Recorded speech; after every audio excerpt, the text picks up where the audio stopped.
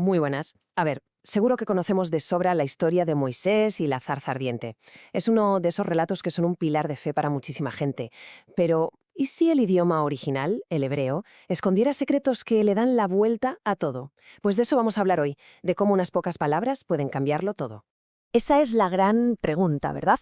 Vamos a intentar quitar las capas de la traducción para llegar al meollo, a una riqueza que a menudo se nos escapa.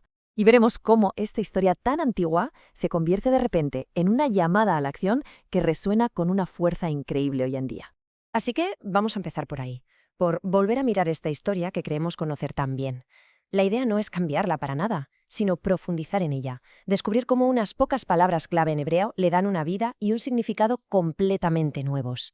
Y claro, no hay mejor sitio para empezar que la revelación central de todo el encuentro, el mismísimo nombre de Dios.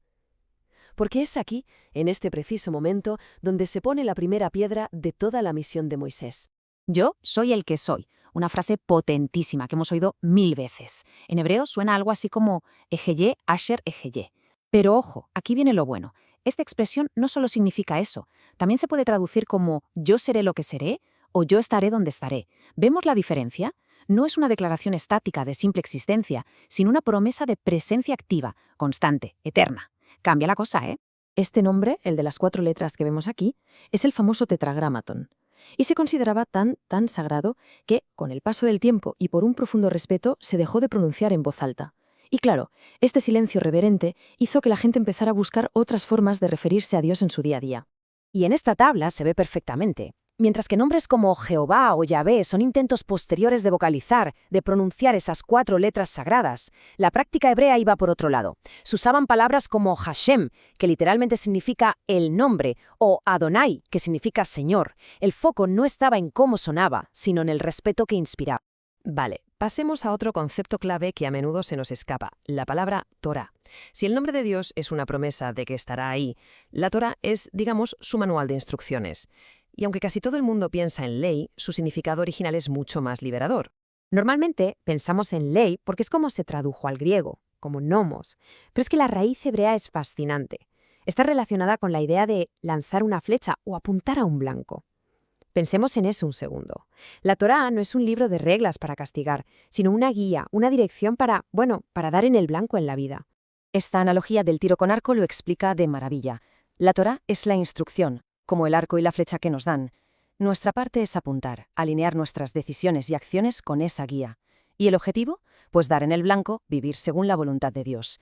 No se trata de restricción, se trata de dirección. Y claro, con esta idea en la cabeza, el concepto de pecado cobra un sentido totalmente nuevo. Si la Torá son las instrucciones para dar en el blanco, entonces pecar, desde esta perspectiva hebrea, es simplemente errar el tiro, es desviarse del camino, fallar el objetivo. No es tanto una mancha moral, sino más bien una desviación de la trayectoria correcta.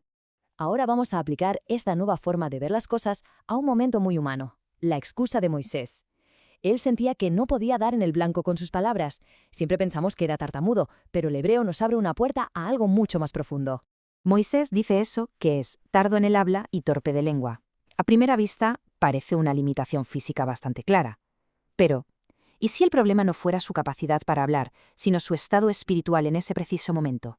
Aquí está el contraste. En vez de un simple tartamudeo, la perspectiva hebrea sugiere una condición espiritual. Una lengua pesada o incircuncisa era una forma de decir que su boca aún no estaba consagrada, no estaba preparada para la tarea divina. La cuestión no es que Moisés no pudiera hablar, sino que su habla aún no había sido liberada para su propósito. Y aquí está la verdadera genialidad de todo esto. La supuesta limitación de Moisés no era un problema, era la condición perfecta para que Dios actuara. Su lengua pesada era la garantía de que nadie pensaría que el mérito era de su elocuencia. No, el mérito sería del poder de Dios fluyendo a través de él. La historia no va de un defecto, va de una dependencia absoluta. Y esta idea de la dependencia en Dios nos lleva de cabeza a la última gran revelación de hoy. Porque la misión de Moisés no era solo liberar a un pueblo, sino redefinir su identidad. Y es aquí donde la historia pasa de ser un relato de una nación a una llamada universal. Pensemos un momento en la palabra hebreo. Solemos pensar en una nacionalidad, ¿verdad? Pues originalmente no lo era. Era una acción. La raíz de la palabra significa cruzar.